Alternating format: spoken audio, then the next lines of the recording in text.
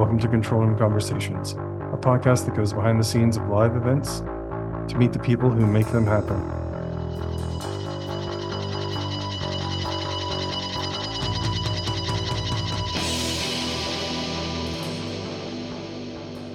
And welcome, everybody. Here's the show. This is my first guest is Mike Sanchez. I've worked with Mike for the last few years.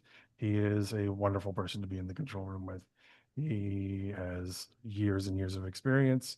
He brings a wonderful personality to the room.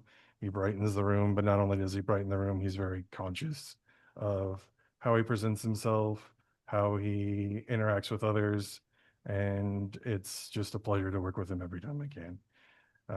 Mike is mostly, I've seen him as a replay operator, but I know he's also done camera work. I know he's done some TD work over at the theater across the street from where we work. I know he's done a lot of grip work, but he's a seasoned veteran in this field. And another thing that I really like about Mike is that he has a day job as well. And he also is a family man who really respects his family and is just a pleasure to be around. Mike, welcome to the show. Thanks for having me. Of course. Why don't you spend a moment introducing yourself to everybody here? Well, as John said, my name is Mike Sanchez. I've been around in one way or another for a lot of years. So I would say, I've done everything from pushing road cases and laying cable to, like John said, learning to do camera and eventually working my way into the control room. But honestly, production work has led to so many different just career moves for me. Just so many opportunities opened up, and because of working in production. And I would say if where I started off, believe it or not, I was an AV technician at the Ritz-Carlton in Laguna Niguel. I lasted 9 months. I'm not really good in the service industry. But that bounced me over, and that bounced me over to an opportunity with the Orange County News Channel doing the high school football game of the week, and it just led from there, which I know some of the folks that we currently work with was at OCN as well. So that's kind of where I got my start. Yeah, very cool. It's one of those things that it's always interesting to see where people get in the door and how they get going. So I guess one of the things with that as well is like, what sort of education did you have before that? How did you actually get in the door to like laying cable or whatever it was that was the very first thing? Well, the very first thing was I didn't have any education. I had some junior college, but I loved photography, Mhm. and so I was always in photography classes. And really, what happened was someone that I had worked with in the AV industry has started slowly working their way up the ladder and went to Orange County News Channel, which isn't that far up the ladder from AV work. Right. So low rent, right? But they needed a camera op. And they said, "Hey, we need a camera op. Why don't you come down?" I'm like, "I don't know how to run that kind of camera." And they said, "Oh, you took photography in college. You know how to frame a shot. Get down here." Honestly, I fell backwards into this, and I liked it. I liked the production environment. I liked people kind of goofy, and it was fun. It was fun. Yeah. That led to Cal State Fullerton baseball, like shooting that for OCN. And again, it just kept progressing up. But it was really somebody reaching down and pulling me up and saying, "Hey, why don't you come on over and work over here?" Which is one of the things that I really love whenever it does happen. It's because it's something that I try and put out as much as possible is saying, hey, if you want to learn anything, I'm open to it. I'm really wanting to train, wanting to share. I see you doing the same thing with other people. You've done the same thing for me whenever I've filled in a replay with you that one time. It's just, it's one of the magical things in our industry. Which honestly, I don't find happens often. A lot of the old school people are like, "No, you're going to take my job. I'm not going to teach you anything. I don't want to help anybody unless they're my kid." Like the nepotism is Yeah. disgusting. It's But the fact that I had friends that were like, "Hey, well, come on. I think you could do this. Come on." It was so cool. It's like folks coming around you and walking with you and helping you with the next steps. And my thought as we're the next generation of folks doing this kind of work, I believe it our duty to just continue to share it with folks and not be afraid of our Absolutely. occupation, like of losing it, because there are many factors. It's not just being a good operator of whatever you're doing. It's also personality that comes into play when you're on a crew. Right. And that's, like you said, it's leaving those doors open. One of the things that, as much as I do feel like there's been people who have like held that information and not wanted to share Hmm. and even put up roadblocks for me, there's also one of those times whenever I was sitting there and thinking, who is one of my mentors for like technical direction? And the answer is there's like 20 people. Hmm. There's a few people that are like real big standouts, but there are about 20 people. And there's about maybe five that were really big roadblocks that were like, if you build anything on this board, I'll erase it, sort of Yeah. stuff. Um, but it's really one of those things a lot of people will share, a lot of people will spend the time, they'll really take the time to just share the space. And it's one of the attitudes I've had to adjust to is I'm not in competition with anybody. Nope. And if they want to learn, I'll teach them. If they get the job, they're going to get it for any number of reasons. It doesn't have anything Hmm. to do with competence or anything at all. So Yeah. if I ever see anything that I feel like I can help, that I feel like my experience is something that I'm willing to share, then I'm totally willing to do that. And I feel like you're absolutely the same way. Hmm. So, Yeah, I'm of the knowledge in school is there's always someone younger, better, and faster, and or maybe not. They might just appear that way, the smoke and mirrors thing. right. But it doesn't matter. I'm gonna just be who I am wherever I am, and I'm gonna do the best I can. And usually that works. So I've always stayed working, and it's been 25 years. So Yeah. Well, one of the things that I always find interesting is trying to explain what we do to people who aren't in the industry. And how do you go about that? well, the biggest hurdle was my family. Right. That tends to be the case. My family doesn't come from anything like this at all. It's like you get a good job and you do that job forever, Right. and mostly vocational work. And so they just could not understand why I was only working a few days a week and Hmm. hoping to get more work coming in, especially when I was starting. Why are you laying around the house? Like.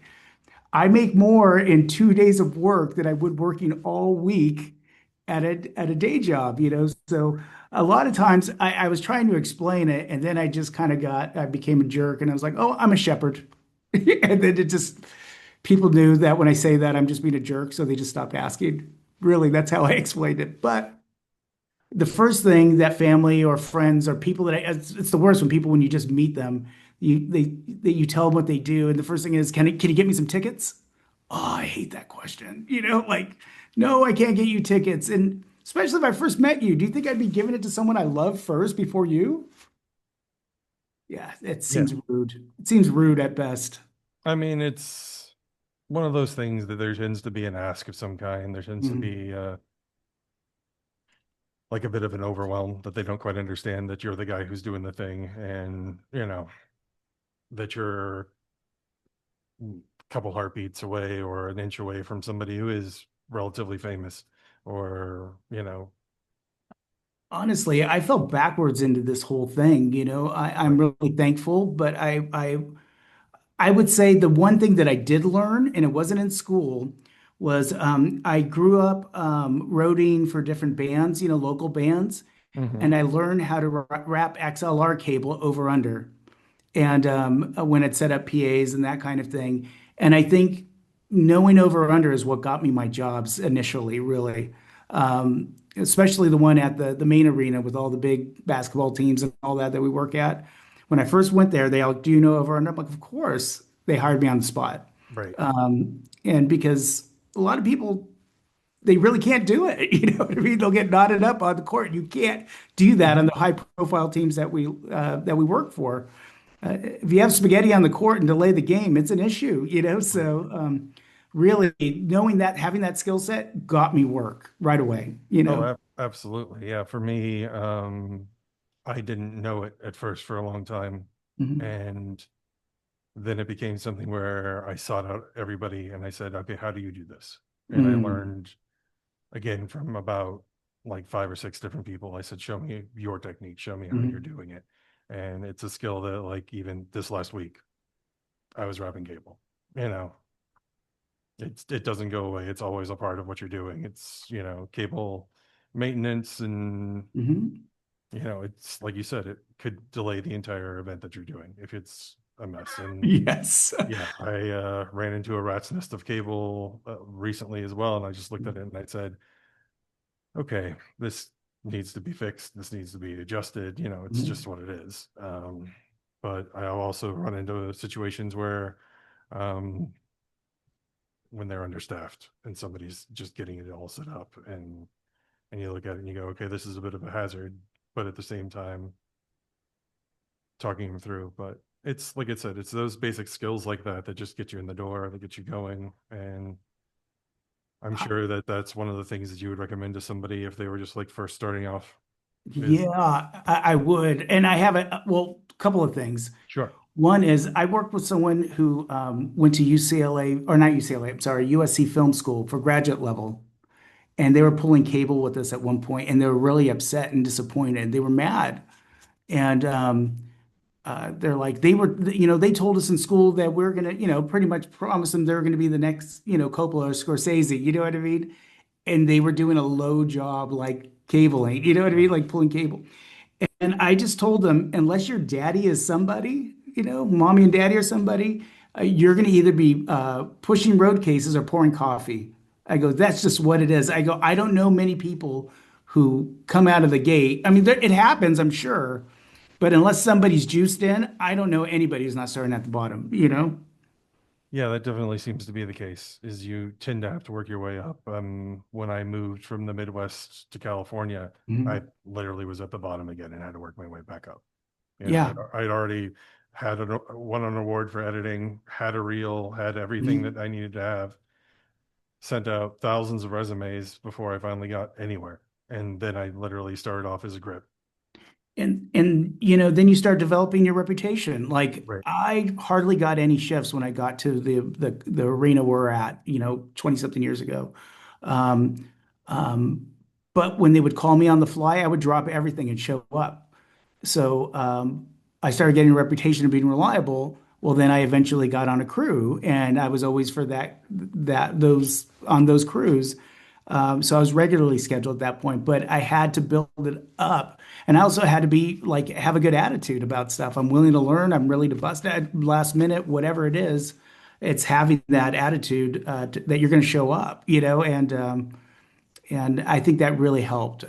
I believe that. But Oh, I do absolutely. have a tip for utilities. Don't trust the cable that you're given.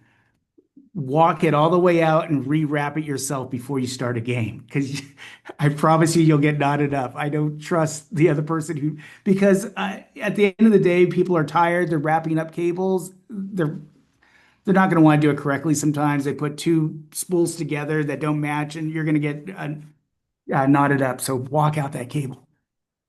Oh yeah, it's the first thing you always do if you have the time is you Yeah, walk in and you check your equipment and you yeah.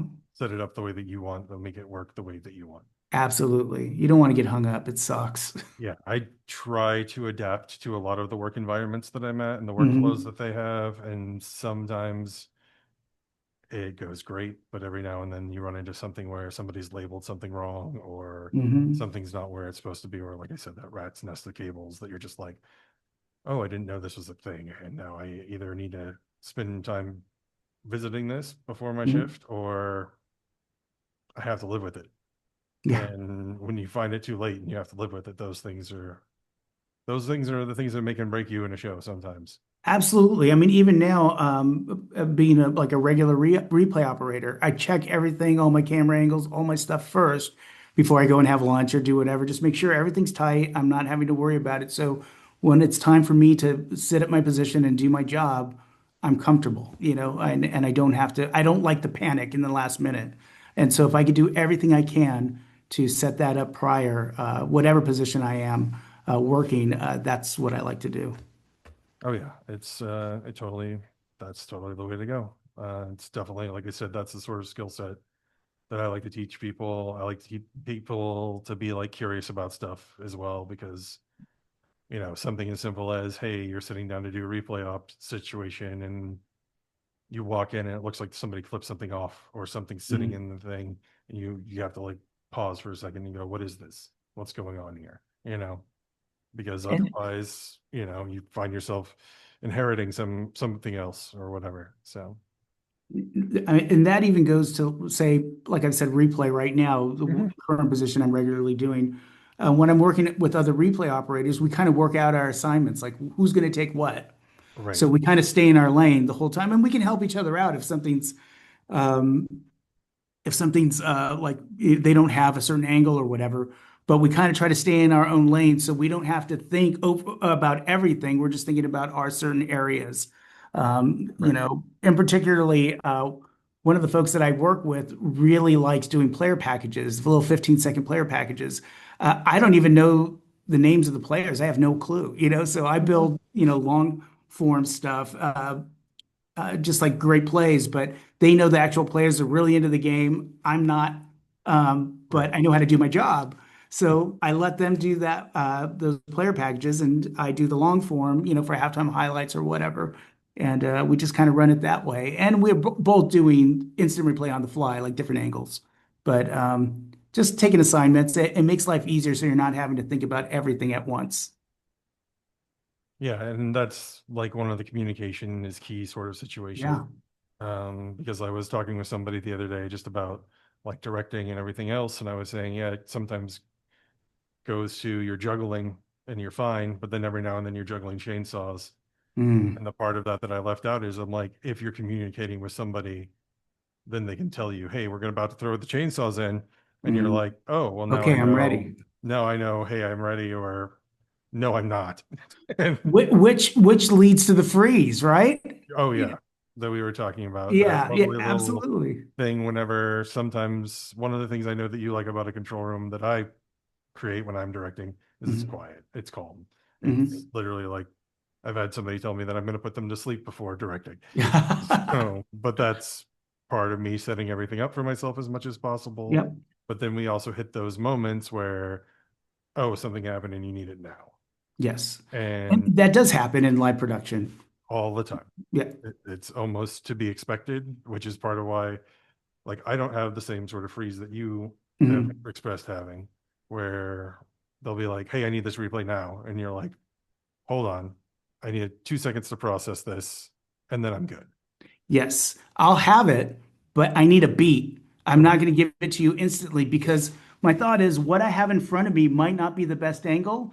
Give me a second to look at the different camera angles. I could drop it in and have Right. it for you so you can have the best thing that's for the best quality of the game and the experience. Hmm. Don't push me to do something that I'm not ready to do because you're not going to get the best result.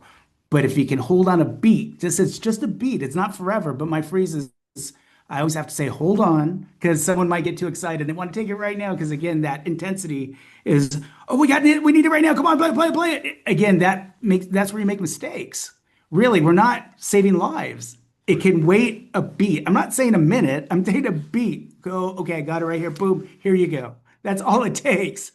But that panic and that intensity needs to be lowered down. And my freeze isn't freeze forever, it's freeze for a beat. And I think, you learn those things when you work with people over the years. But as newer folks come in and out, or folks are training, they don't know that yet. So Hmm. some people try to overcompensate or jump in and save the day. And it's not necessary. It's not freeze forever. I mean, you can tell if you're going to freeze forever. There is those moments, those happen. But I'll have it. I've been doing this a while. So Oh yeah. And like I was telling you just a little bit ago, I have freezes, but my freezes are more when somebody says something wrong. And it's mm, a very similar vein to what you're talking mm, about, which is kind of that old perfectionism that we're supposed to have. But like if somebody says, "Oh, this is happening over here," and then I'm like, "No, that's the replay that you're looking at. That's not live. That's yeah, you know." yeah, yeah. And it's just, but I literally can't stop myself from having to make those corrections.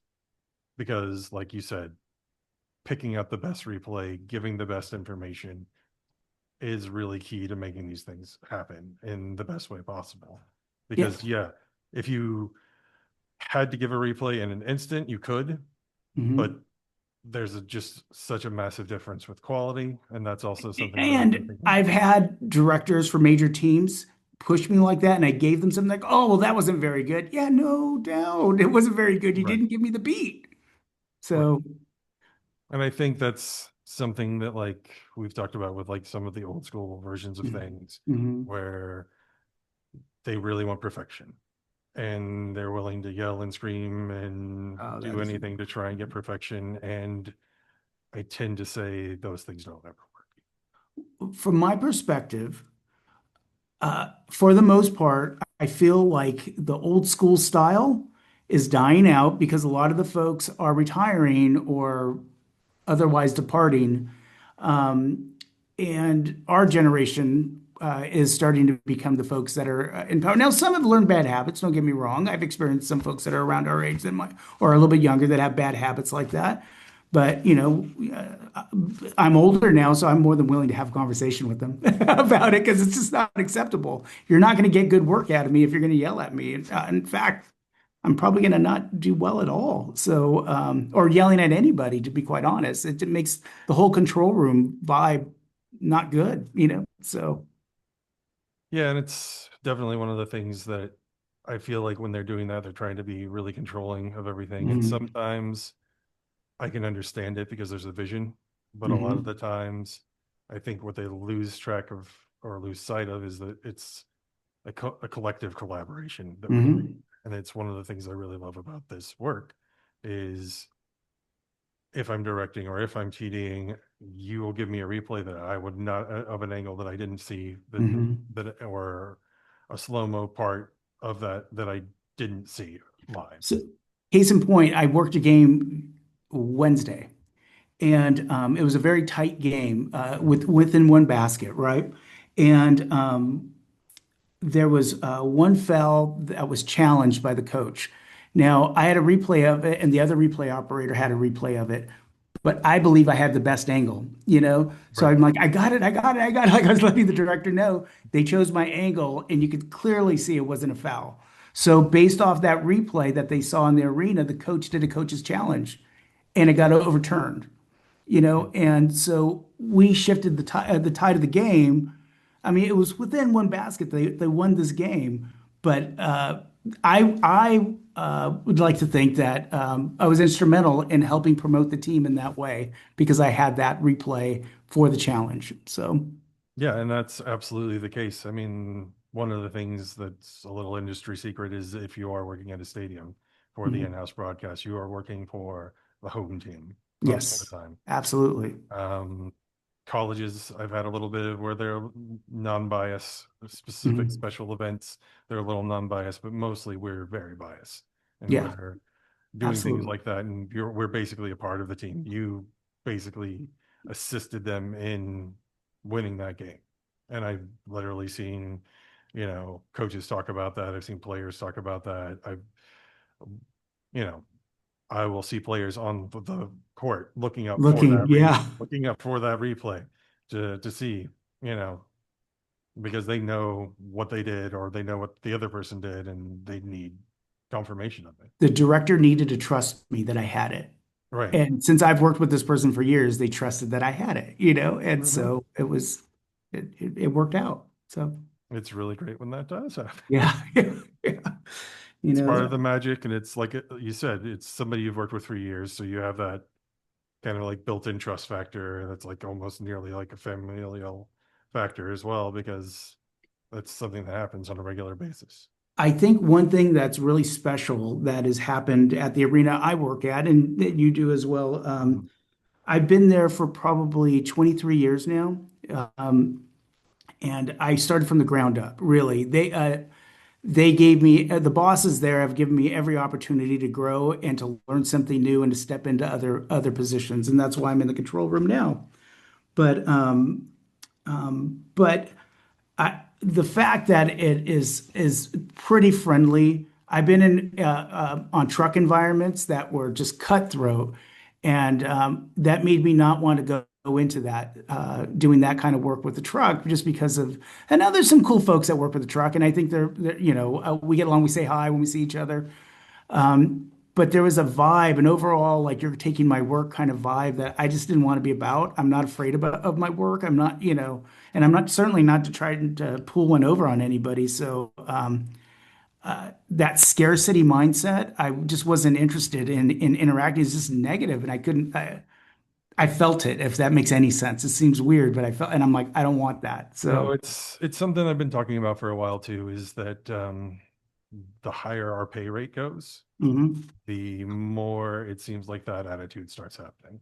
That people are more afraid to lose their jobs, that they're less cordial with each other, they're less friendly with each other, yeah, they're pushing really for that perfection that doesn't really happen. It's it's interesting how much that they really want that perfection, but at the same time, like I was working with somebody who was a bit old school the other day, and in our pre-production meetings, there were about 5 points that I was like, here are these things that are alternatives that we can do, that are alternatives to your vision and your choice. And then in the process of the actual show, I think we picked up about four of those five and yeah, ended up implementing those. But I'm just like, yeah, if we would have planned it, it could have been a little smoother, it could have been a little easier. We wouldn't have had the problems that ended up arising, but it's my vision, my way. And that's where I'm like, no, collaborate with me, collaborate with everyone, talk with everybody, keep those communication lines open, because it is like the difference between juggling regular balls and being thrown chainsaws, because you never know what you're going to get. It's live television most of the time, or live production. You don't know where things are going to go. So I think building a sense of community and camaraderie is really key for trust. right. And once you start trusting folks, then you're going to build. Now, I might not have the same attitude or way of thought as some of the folks that I work with, but I respect what they do, and I know that they're good at what they do. So I can work with those people that aren't like me, no problem. But when folks are tracking with you and you're having a good time together, boy, it makes the whole environment so much more fun. And you really are doing your best to, I mean, no matter what we're doing our best there. But when it's a fun environment, it's really cool. There's one, our colleague, Marcella, actually told me once that one of the utilities for the truck came up to her and said, "Hey, I noticed that all of you guys are always smiling and stuff, and you're in a good mood." And she said, "Well, because we all get along. A lot of us like each other. That's Right. it's, and but it's recognized by other folks." I'm like, "That's so cool." That's the environment we're at. We're happy to be at work. It's not a chore, and I take pride in that probably the most. If I were to say anything, I'm having that kind of camaraderie. Also, it really comes from the top level down. Like when you work with a good producer, we're working with the Kings right now. The producer is cool, gives Hmm. shout outs, respectful, that's really cool. There's a producer that I absolutely love that I've worked under her for years and years and years. Her name's Marianne Herman, and she's fantastic. And I'll bend over backwards for her. She can ask me to do just about anything, and I would do it because she's always thoughtful of the crew. She knows there's certain things that are ridiculous ask from the team, and she would run blocker for us, and then but also ask us to do things, and we'd go out of our way to do stuff for her, and it worked out really great. And what I'm really happy about is a person who was her protege happens to be Kristen, also known as Goose, and she's learned from Marianne. I'm like, okay, Kristen, we'll do whatever you say because she comes from that school, and I love that. So I can't wait to support her as she continues to grow in the industry as well. And what I really like is the diversity of folks moving up in the industry. When I showed up, it was a predominantly, white cis male dominated industry, Right. and now there's like there's different women and as in production leadership on all levels. not just the graphics girl, you know what I mean? And Mhm. doing all kinds of different jobs within the industry. There's different ethnicities in the control room, which is really, really wonderful. Marcel and I were probably the only Latinos that I could recall, on the crew for a very, very long time, coming up in that old school, it doesn't feel like it's like that as much where I work now. It might be in other control rooms or in other trucks, but where we're at, it doesn't feel like that as much. So it's funny, even during some of the basketball games, George Lopez would come up to me and Marcella and ask how the NBA was treating us. So I was like, I'm like, are we like the only Latinos on the court without a broom? Like what? So, anyway, No, it's definitely true. And it's something that I still see occasionally in different groups and things, but for the most part, it's really wonderful to be in an environment where there are all the different voices around. There are all different perspectives, and then you can, I mean, it's just some of the simple things of just if you're putting on a show and you want to communicate to a very large audience, hearing the voices around you, having a diverse group of people around you, being able to say, "Oh, hey, what they're talking about here is this very specific aspect of my life," mm, and yes. being able to get that and use it it takes something from just like just your average Tuesday show to, hey, this is something that I'm going to remember for the rest of my life. Hey, this is, like you said, George Lopez asking you if they're treating you okay. It's that level of, wow, I'm connected to this. I'm connected to this bigger thing. I'm making a part of it. It doesn't have to be, the specialty days for like Mexican Heritage Night No. or whatever. It's just like the smallest of moments where somebody says, "Oh, hey, this guy's from this country," and it's something as simple as like whenever we do like national anthems, sometimes they'll do like the Canadian national anthem. And Uh-huh. I said, it's interesting that we're showing the other team when we have Canadian members on our team, and we should maybe show the Canadian Yeah. members on our team at the same time. But that also takes work. And that's one of those things where it's like, okay, I do need to get one of those really good producers that's happy to take on the job and work on it and everything else. Mhm. But yeah, it's one of the things that I love having about you and the places that you are able to like just openly communicate always, and you feel free to. It's lots of how do I put it? Lots of therapy and Mhm. and lots of having really poor experiences that I realize I'm not gonna Right. deal with that anymore. And so I'm going to say something, And so I have been able to when things have been uncomfortable, and I've been supported. So I'm really thankful. I really think at least that the one I only work at one play arena now, and I think they've been really intentional about hiring a diverse group of people, and I appreciate that more than they know, And Right. so that's really really important to me. So. Um, but I got to say, this job has also led to other things, and Right. one of them in particular was there were some guys that we used to work with that were replay operators, and they worked at a very large toy company in Southern California. And they said, "We need editors. Will you come down and work with us?" And I said, "I don't know how to do that. I don't know how to do that." Mhm.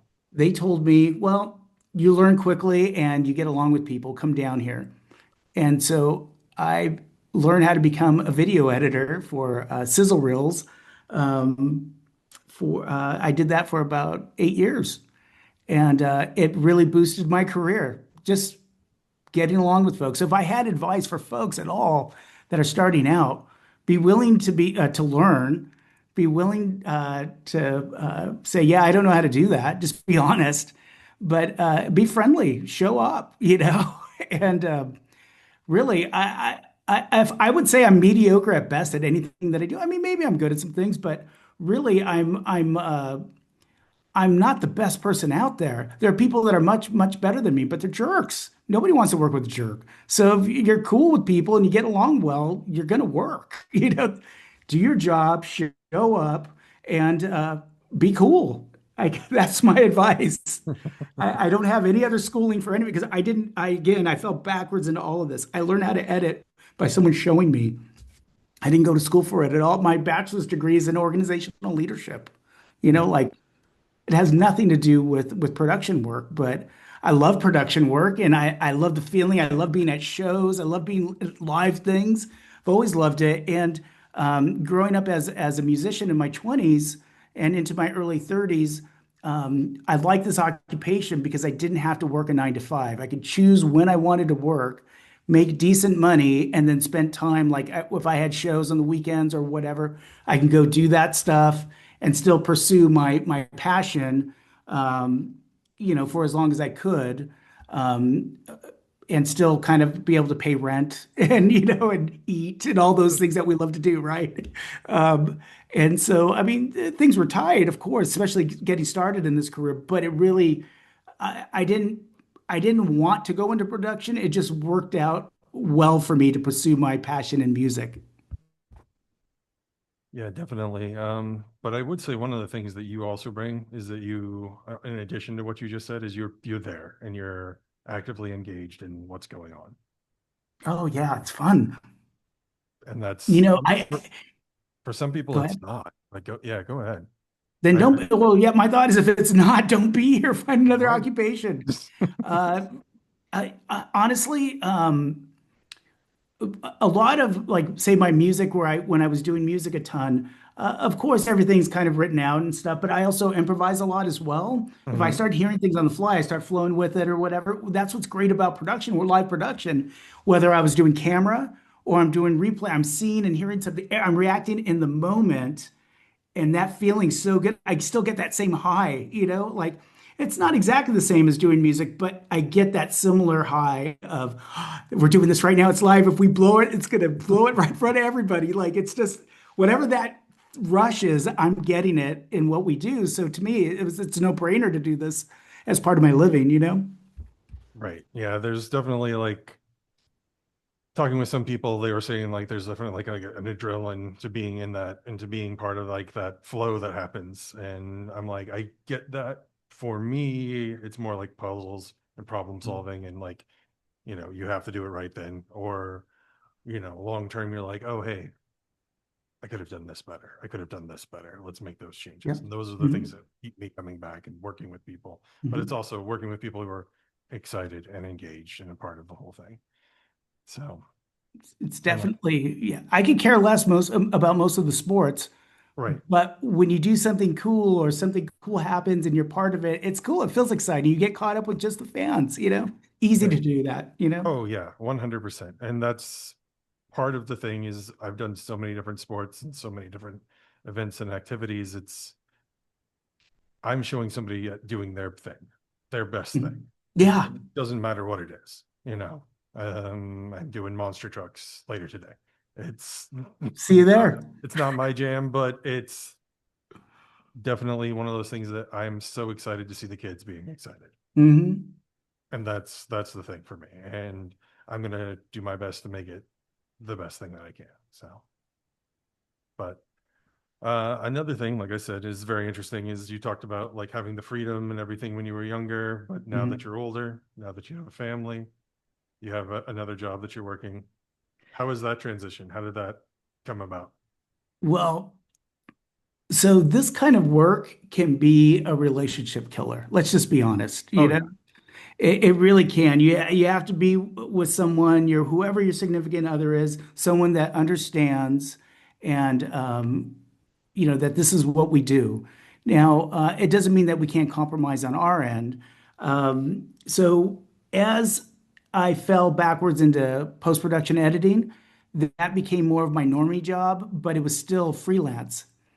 And I'd get something dropped on my desk on Friday afternoon and said it's needed on first thing Monday morning. So I'd have to work throughout the weekend. So it just got crazy. So between the sports world and the post-production world, I was working all the time And again, because I said before, there's always someone younger, better, faster, cheaper, you know. Hmm. Um, I didn't want to say no because the minute you start saying no, you stop getting on crews. That's the fear, right? It is. So, I was struggling because I was always gone. Now, when I was dating, it was understood. When I got married, it was still understood. However, after having a child, I saw the toll it was taking on my wife. I could see it on her. You know what I mean? That it was taking a toll on her. And I'm like, she needed help, and I needed to be part of that help. I couldn't be gone all the time. Sure, I was making money for the family, doing the right thing, especially in the culture of which I come from. You bust your butt for your family, right? And but I realized that it didn't have to be all financial. I was exhausted the rare times I would be home, and I was taking everything, all the jobs that I could. So I talked it over with my wife, and we made a decision for me to take a job at a university in Long Beach, and and it was for a lot lower pay, and the position was humbling compared to what I've been doing in my life. Hmm. It sucked, man. I pretty much turned back into an AV person for classrooms. It was really humbling. I did not like it at all, but I knew it was setting a normal schedule for my family. I was still doing some production work because I needed to. We needed the money, but I wasn't like dying like I was when I was at the toy company that always had me working long hours. And so, but it turned out to be the best thing that I ever did for two reasons. Because soon after, within a year, the pandemic hit. And everyone that I knew that was in production didn't have any work and were losing houses and all the things, and I might not have been making much money, but we were able to pay our mortgage and do all the things that we needed to do. We skated through the pandemic barely, but I still continued to have work. So it was a really good move for me. And at the same time, I realized there was a fee waiver program for tuition for the university. So I went back and got my master's degree in educational technology, and which springboarded me into another career. I'm now an instructional designer for a state college in Fullerton, and making considerably more money than I did at Long Beach, and and I'm able to still do production work. I'm slowing down from production work as I want to continue to spend time with my family. And as my son's getting older, I want to make sure I'm at his baseball games and all the things, I want to be there for all that I can be. But I still have, like, this weekend is going to be Monster Jam all weekend. You know what I mean? My family understands, that's the extras that's going to get us, to go on vacation, or if we need new stuff or need a couch or whatever it is. Working production allows that because it pays really well. And but I don't have to do it the way I used to, where I was gone all the time. So I made the transition, but I still keep production because it keeps that live feeling that I like, that high that I like. I still keep that, and I get to be around good people, and I'm joking and having fun. And as new people come and other people go, we're just adapting to different people's personalities, but it's still really fun. I have a good time with the folks. I've always felt that when I got to the arena, I found all the misfits that were in high school that were like me, that were misfits that didn't feel like we had a place, all kind of gathered and congregated at this arena, and it seemed really normal for many, many years. Now that there are newer folks coming in, a different, that's a little bit different. But I felt like I had a home, and so it's been a good fit, and I don't ever want to give it up. I mean, I want to continue to do it, even if it's just a couple of days a month. I'd like to continue to do it well throughout my life. Yeah, I think I definitely feel the same way about that. Somebody was asking me about retirement, and I'm like, I don't know that I'm ever going to retire fully. Don't think that's on the cards for me. But like you had just mentioned, the saying no is very hard. It's It's hard. it's very hard because it's such an just odd little card of things of when they do ask, and if you say no, then you're like a button that doesn't work or a light switch that doesn't work. Mhm. Eventually, people are going to stop trying. They're going to move on to something else. Yep. And I've also literally been at a job where I was not getting anything, and I wrote it in an elevator with the crewer who misheard something that I said, and we just had a chat, nice little chit chat, and then all of a sudden I had 4 weeks worth of work. And it had nothing to do with anything about job Mm. performance, had nothing to do with anything other than, I think she misheard that I was going to go on a trip to Europe. And I was Wow. just like, no, no, that's not what I was talking about. I was talking about this other thing, but how are you? What, the sort of thing. But it's really impressive that you're able to like make those distinctions, evolve that way in your life, and still like keep your foot in the industry, because there are a lot of people that if they even step away for a day, you can tell.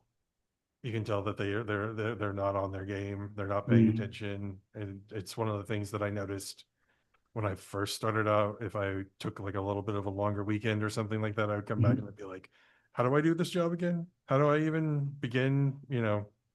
And then eventually reach a place where I would hone my skills to the point where I'm like, yeah, I don't miss a beat if I'm gone, if I don't show up, which is great. But then it's also a little bit of a curse for me as well, because now that I'm bouncing to all the different places I'm at, I Yeah. continually succeed changing jobs and changing positions on a regular Yeah. basis. So then they kind of get to take advantage of my greatness of doing such a good job. But Oh, yeah, that we do, that you do, that all of us try and put forward. So what I like to do is like sometimes I get lost on a show. Like if I haven't like say we're about to go into hockey season again. right. I've done hockey for years, but I always kind of forget when we go back in. Okay, what's the Hmm. rundown of the show? So I and it changes slightly, from year to year. So what I like to do is talk with the producer and go, okay, so what are you going to want from this position? And I take notes.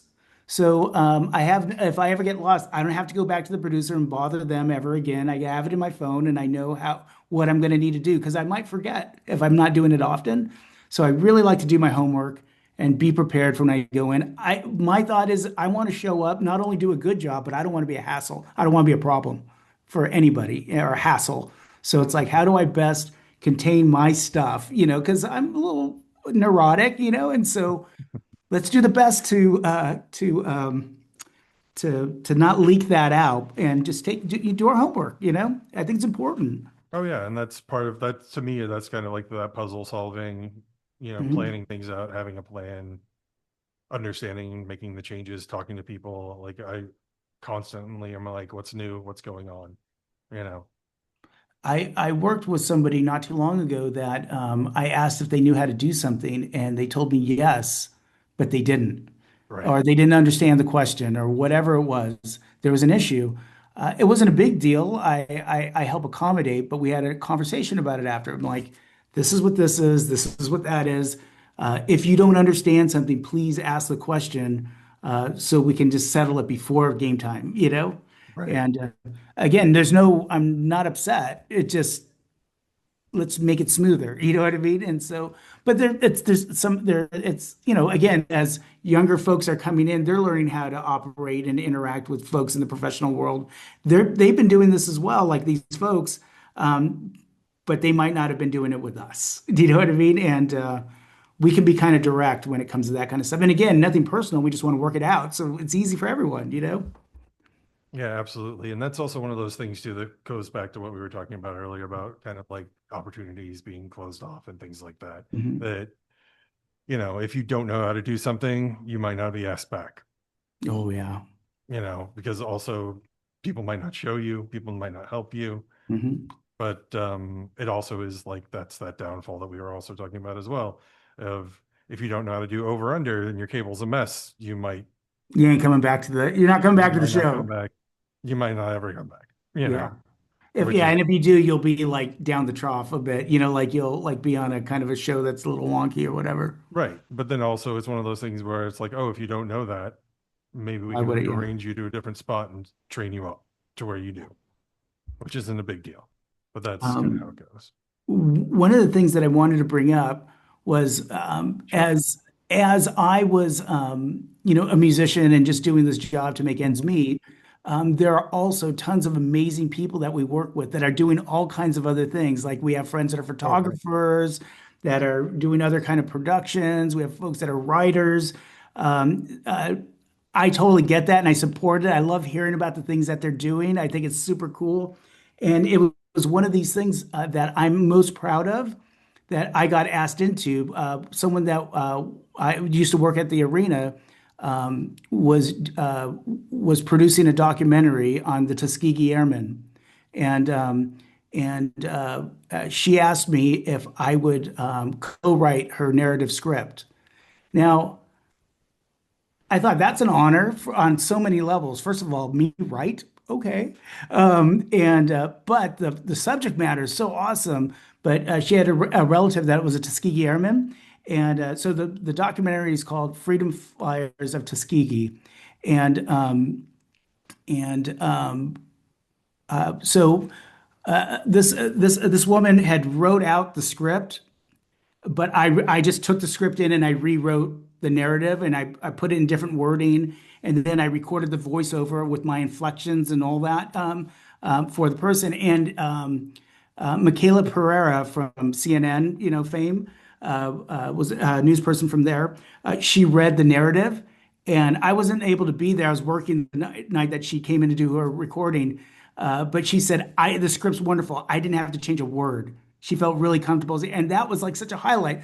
Only having a bachelor's degree at that time in organizational leadership, I turned the tone of this documentary that this professional person was able. So that's the most proud of not only the subject matter, but being able to step into something new and to participate with someone doing something amazing out of folks that we work with. I think that's really cool. And there's all kinds of folks that we work with that do really, really cool stuff. So, Oh yeah, there's tons of just little niche things that everybody does, and that's amazing that you got that opportunity, and I'll definitely have to share a link to whatever source mhm, that is so mhm, people mhm. can see that as well. But yeah, it's one of the things that, like, work-life balance is something that can slip away in our industry so fast, Mhm, and mhm, it's something that you do a very good job of. Other people that we work with do a very good job of that, and they're following their passions alongside this work.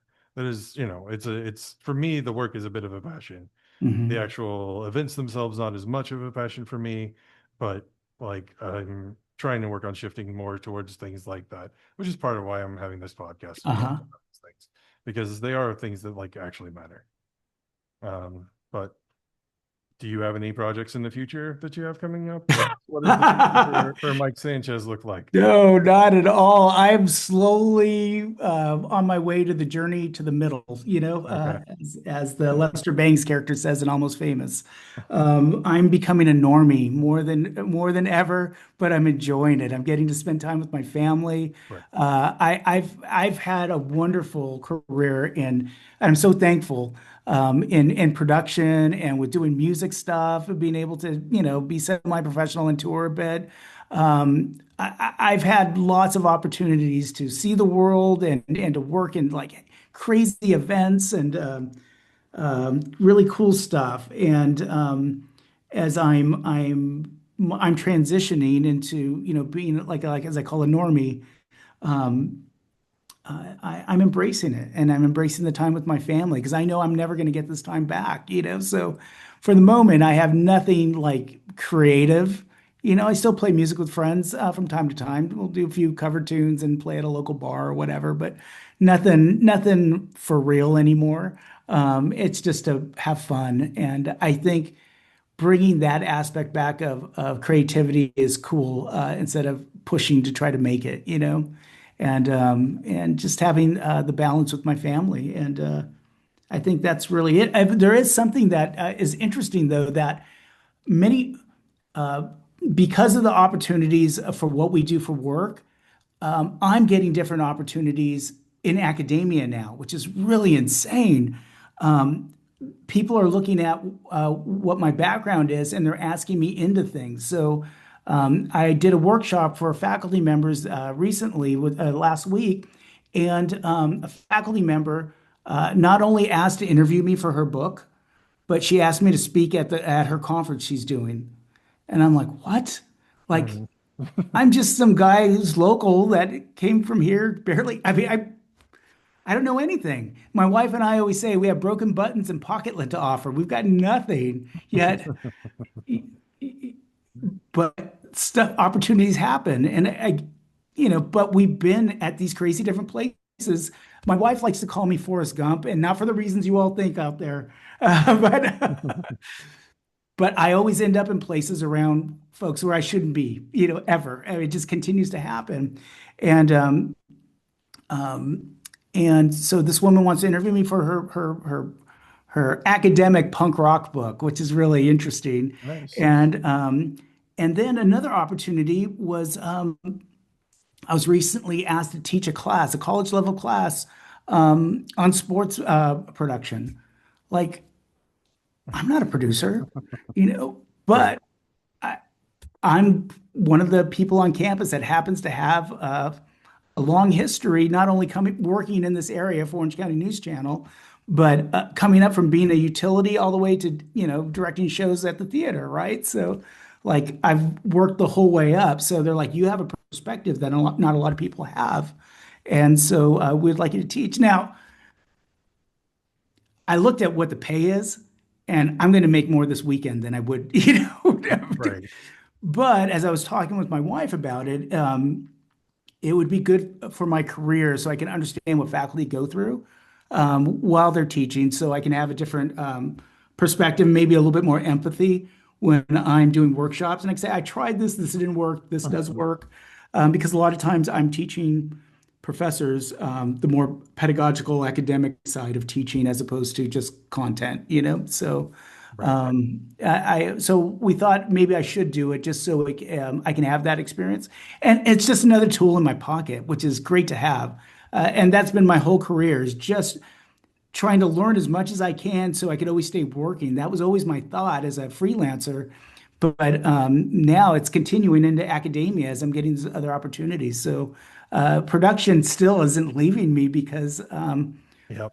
I have a certain knowledge of things that it always interacts with whatever I'm doing, whether it's music, academia, or whatever. It's always crisscrossing with all of my life. And the best part too, by the way, on a side note, for anyone who's a parent that has kids in sports, because I'm more of a music background and not necessarily a sports guy, all I have to do is mention what I do for work, and then I'm like popular amongst all the dads, and I don't have to talk anymore. So, as someone that's kind of an introvert in that regard, it's helpful. Like, oh, well, did you see that game against the Lakers? Blah blah.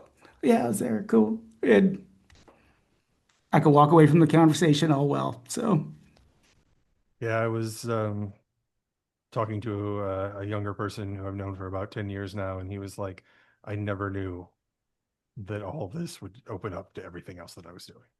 He's like, right? yeah, he's like, I would have never thought that the skills I learned at this introductory place have now given me, I'm like, a career.